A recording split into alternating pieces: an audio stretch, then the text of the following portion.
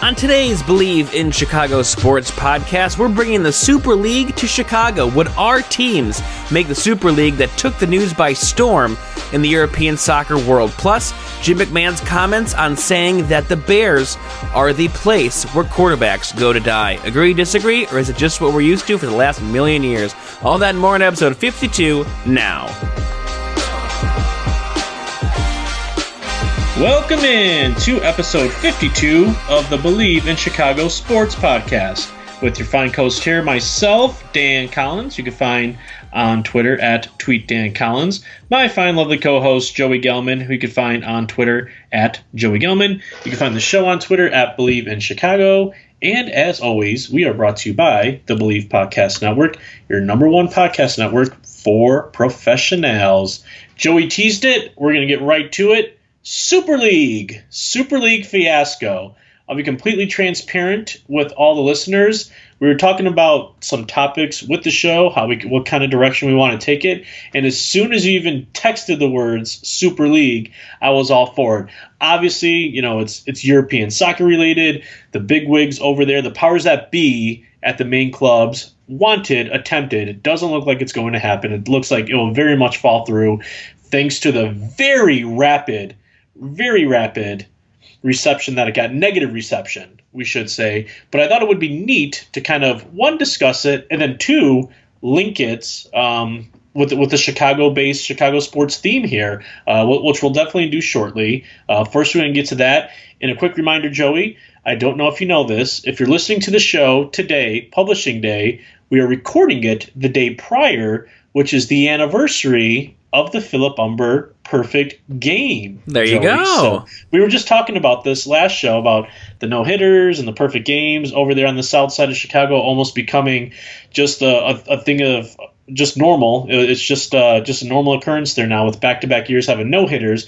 But yes, we are recording this obviously the day before you're able to listen to it, which is the anniversary of the Philip Umber perfect game. So obviously just want to note that. Very cool. It's almost like we could have done this show like a week ago and started talking, or we should have waited, I guess I should say, to recap the no-hitter and whatnot. Either way, we'll get right to it. I kind of am one of the very few, and I almost feel guilty, Joey. I feel guilty saying this.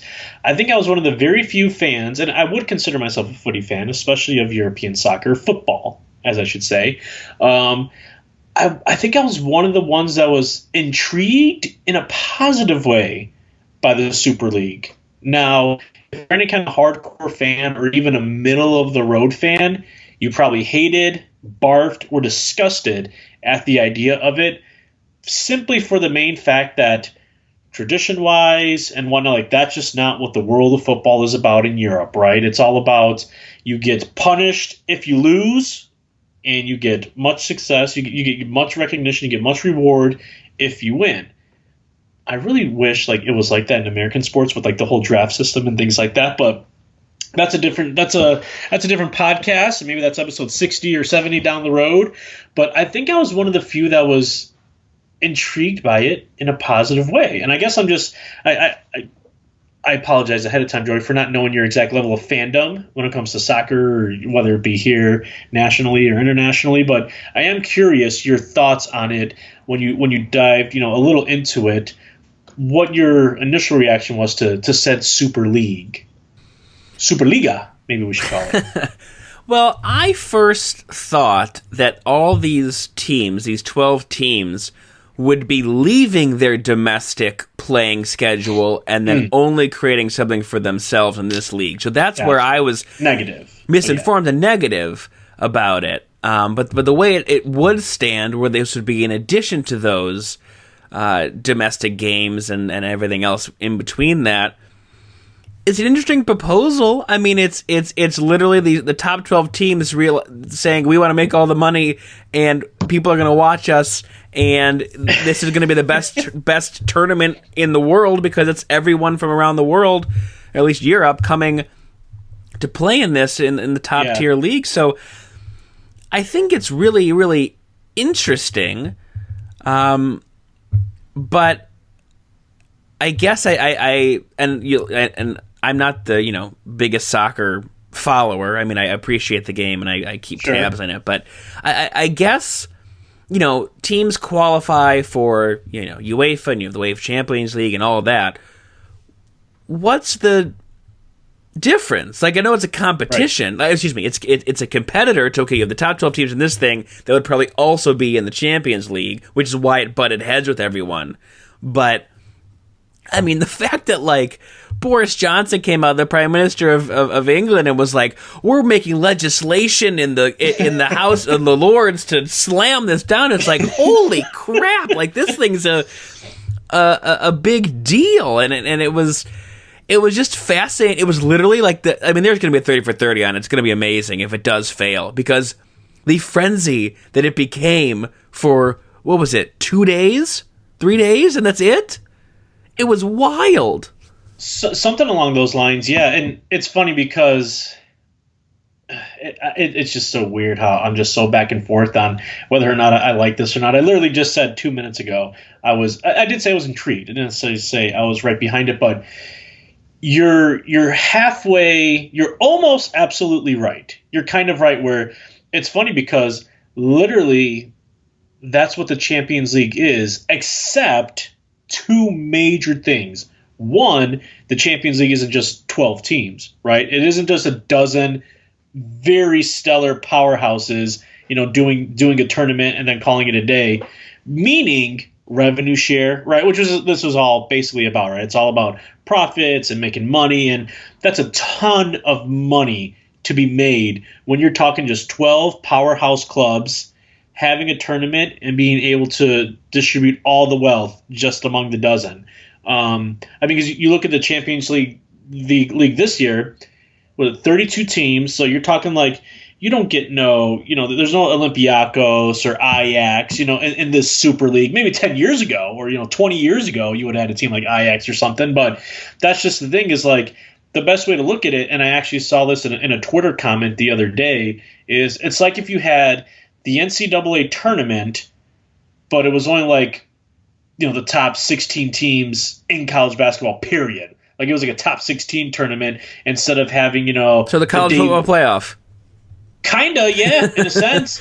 No, you're right. Yeah. I mean, in a sense, that's kind of what it would be. Although, football and everything just being a one and done and in and out, totally different animal. But I mean, yeah, that's exactly what it would be is, you wouldn't have like the Oral Roberts or things of that nature in that type of a tournament, which that's just where it's like, come on, it's like you said, it's just like greedy. Like we already have this. It's not like we have this. We have these powerhouses that continually, year after year, do face each other. If they stay up to that powerhouse mentality, which like the Real Madrids, the Barcelonas, for the most part, the Manchester Uniteds, which the team I support, but like it's not like they're necessarily in the Champions League every year, but still like the creme de la creme, yes.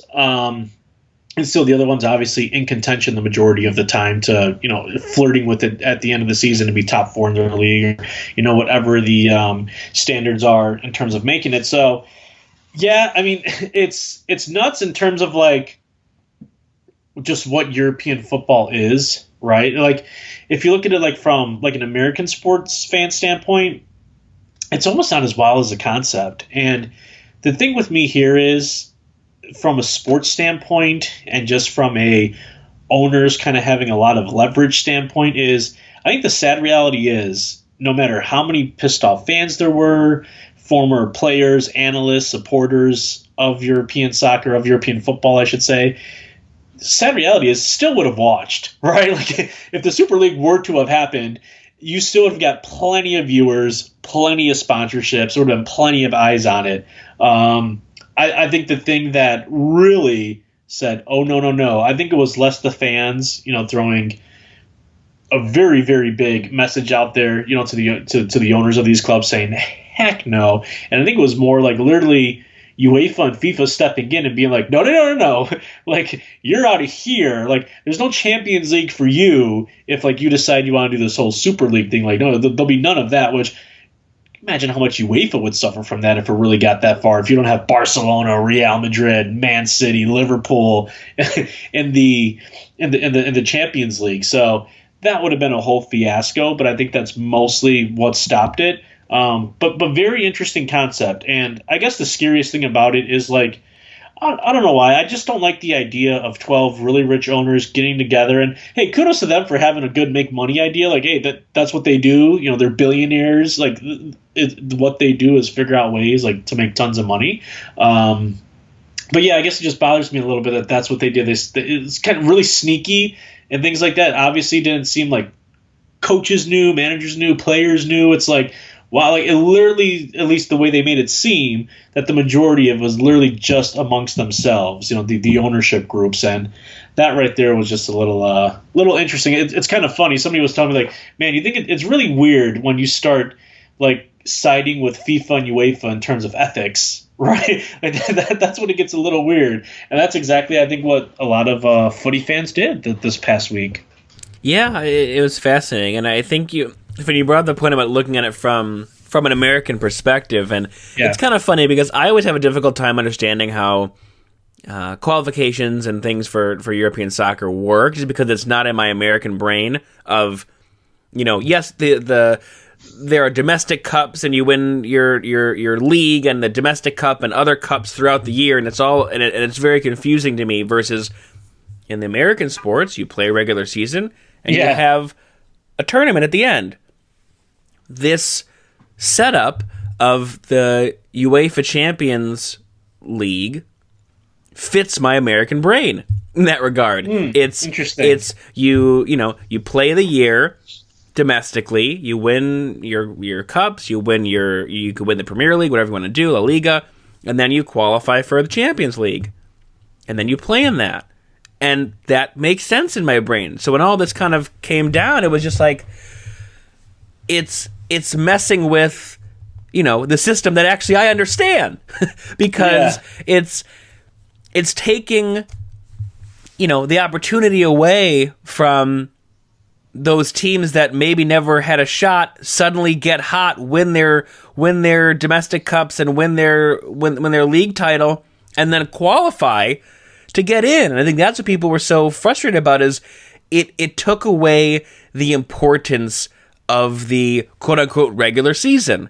And it's funny because, so I'm going all over the map, but it's funny because here, the regular season is getting less and less important for many of our sports, besides football, because people kind of wait for the playoffs for baseball and hockey and basketball. And it's just funny that in this regard, you know, it was the fans that said, no, like our regular season, our rivalries, our domestic tournaments, they're important and they matter, and this system works for us and how we qualify our teams. And to take that away is just kind of, it was greedy, like you said, and I get the specter of it, but most of these teams play each other all the time in the current system. So taking a Super League and doing it, it makes it like that invitational again. That's why I said college football. It's not, nobody else has a chance. So while maybe high quality and high caliber, it muddies the waters again for what you would as a fan determine is your championship. Because like Illinois could win the Kraft Fight Hunger Bowl, but that's great. But they're not in the college football playoff. Yeah. So it doesn't resonate. And it'd be the same with this. Like my team could not really have a real shot at being in the Super League. So then what's the real championship? Is it my domestic tournaments? Is it my league title? Is it the UEFA Champions League? If it's the Champions Cup? Is it the World Cup? I mean, it's like you have to like choose which one you want as a fan. So it was just crazy and fun to watch, and it was like supposed to rock the sports world, and then literally fizzled. It was wild. But my last point is will be interesting to see is, I heard this today, but there are a couple owners, as you know, that own NFL teams, as well as European soccer teams. And I wonder if this was kind of the trial balloon of like, could we get away with this? Could we do this? How can it translate to sports here to where you take the top 10 basketball teams in the NBA and go play and disregard that's the playoffs, rest. Though, right? You know, like I think that's what they were trying to do. The thing is, and you have to catch up to pace on European football, my friend. I think you will love it because the easiest way to look at it, besides like the little side cups they also do domestically, is if you're a good enough team, like if you're a top 4, top 2, top 3 team, whatever it is, let's say top 4. If you're a top 4 team in your domestic league, yes, you are trying to win your domestic title, which is fantastic. I mean, that's still effing amazing. But if you finish top, say like Premier League, if you finish top 4, then the next season you're playing in the Champions League, which is literally just a playoff, because that's playoff format. Champions League is playoff format. Right. Domestic League is literally just like regular season format. But at the end of the day, it's like if hockey just did a regular season and the team with the most points, like domestically, if they win the Stanley Cup, there's not even a Stanley Cup playoff.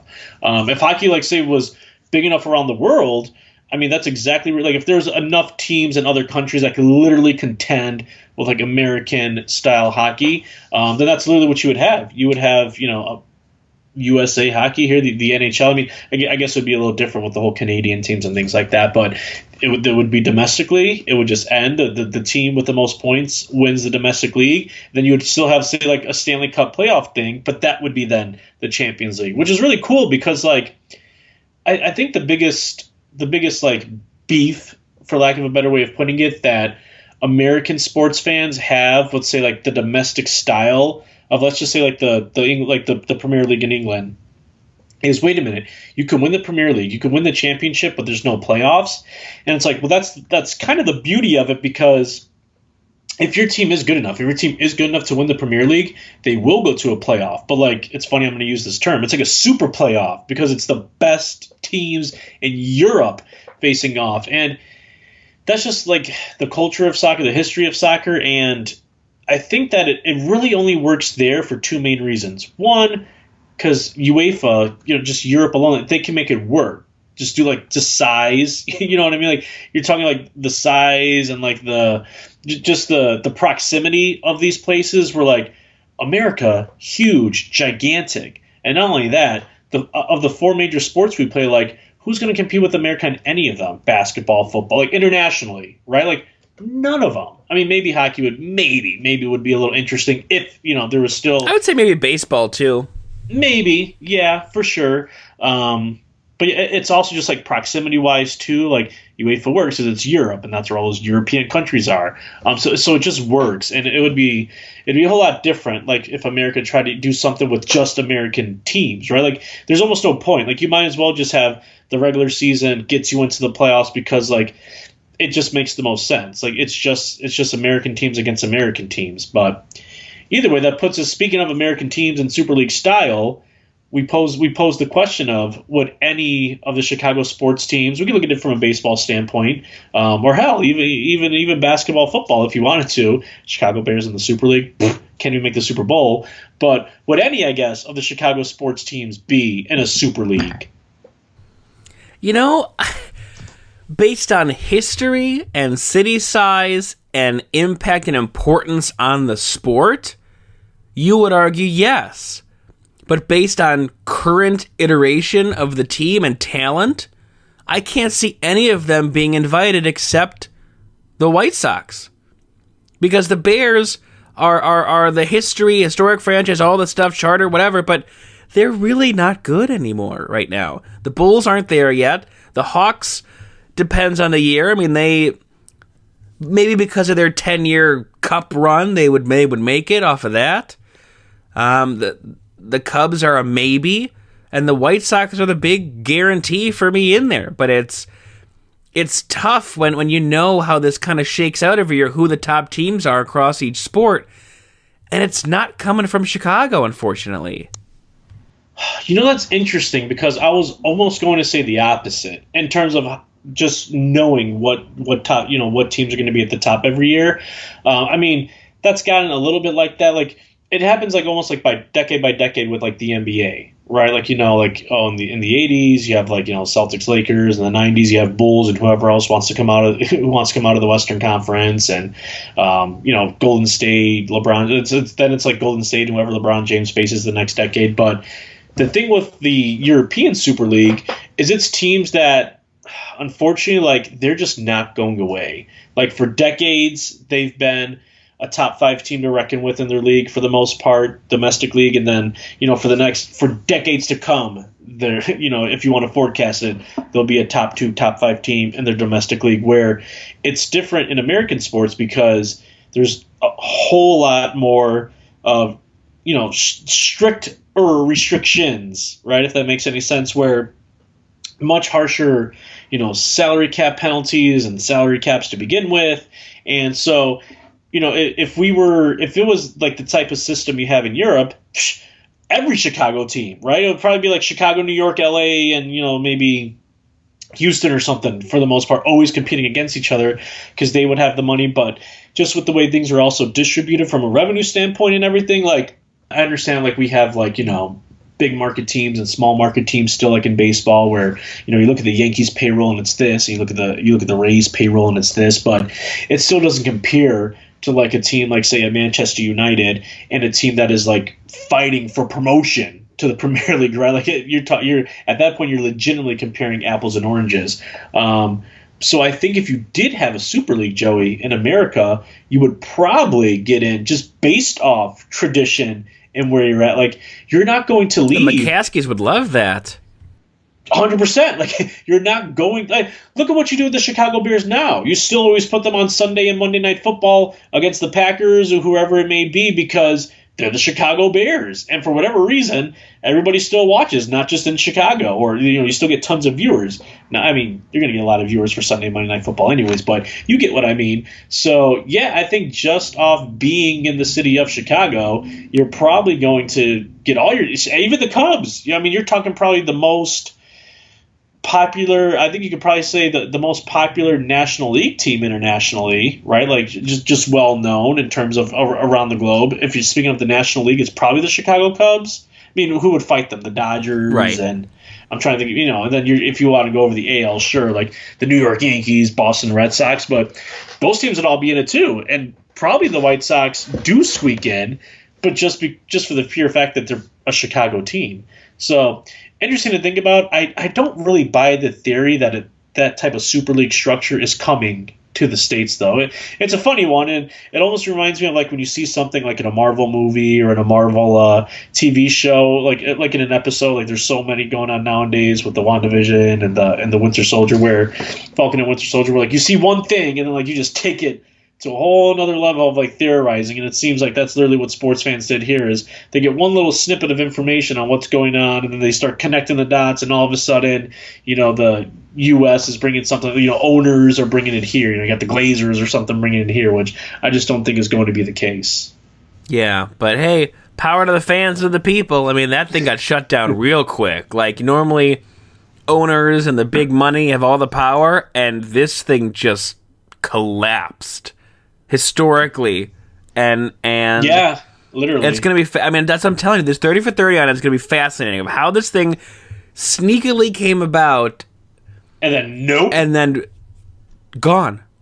Well, you also, without no hesitation, had plenty of criticism from players, from coaches, like I said, from like the whole football world over there in Europe was just like no, like just about like I said from the analyst standpoint, like it was a you would probably say like a reporter's dream, right? As a journalist, like how awesome would that have been to interview a player and just get just true, straight, for the most part, like just reaction from them and let them know, like, you're not going to have them like use any player speak and like beat around the bush about maybe, I don't know, I guess that's up for the owners to decide. Like, no, they just try to say, nah, this sucks. We're not doing it. So, wouldn't you think they would have had like a focus group or like a conversation with someone like, okay, let's talk to Messi and Ronaldo and a couple of people and be like, hey, if we did this, would this be a good idea? Like, because everyone was like, nope. Well, I think that's another thing that made it like really shitty is like it literally was just, like this group of 12 or like this group of like, 20, 30 people, like this owner group that's getting together, very small, probably, smaller than that even, like getting together and deciding to throw that out there. So the sneakiness and everything else about it obviously doesn't make the picture look any better when you look at that painted canvas. But you did mention that the McCaskies would be happy if it was Super League style. We had a former quarterback great, should we say, right? It's besides Jim McMahon, who is it, right? Are you going all the way back to Luckman, baby? Yeah, so Remind me of the quote again. Chicago is where quarterbacks go to die. Interesting. Just like Musi Muhammad said, Chicago is where wide receivers go to die. Very morbid. I think Musi Muhammad was way more accurate in terms of what they mean by that. I mean, I think Jim McMahon. It would almost be more of a plus to the Bears if Jim McMahon was actually accurate about that. And I think I get where he was trying to come at. Right. I think that at least what I'm assuming, like how I hear that, is that it's a place where just, quarterbacks suck, which obviously we all know that, right? But if it's a place where quarterbacks, came to die, that would almost be more pointing the finger at like coaching and poor development and things like that, which, hey, if Mitch Trubisky somehow revamps his career and, and takes off, and, whether it be over in Buffalo or wherever have you, then maybe we could say that's part of the problem. But no, it's just that it's where GMs and offensive minded head coaches potentially come to die, because you just can't get any offense or pick the right quarterback. You know what I mean? Like that only makes sense if you actually have talent coming in. Like, who is your talent coming in? Is it Trubisky? Is it like the Cordell Stewarts and Shane Matthews? Like, Rex Grossman. I can't think of any other names. Cordell Stewart. Wow, I'm just trying to think of like a prominent, or Jay Cutler. That's a blast from the past. That's like NFL Street. Anyways, I guess Jay Cutler and Mitch Trubisky would probably be the most appropriate names to put out there in terms of like the type of expectation you had for them, and then the career just going to shit. Well, I mean, Mitch Trubisky obviously he has a long way to go. Go on ahead and write the next chapters for yourself, Mitch. But the statement would be more accurate if you actually had somebody say like if you had like a Dante Culpepper in his prime come here and just didn't pan out, or Donovan McNabb come here in his prime and doesn't pan out, or you go on and on and on. Quarterback, if like a Peyton Manning came here 10, 15 years ago, and didn't pan out. So I mean, that would make sense, but we just don't even have enough talent for that to even hold water, right? You haven't had a talented enough quarterback unless the most talented one ever. We talk about this all the time. It's probably Jay Cutler in terms of the most talented ever. The most accomplished.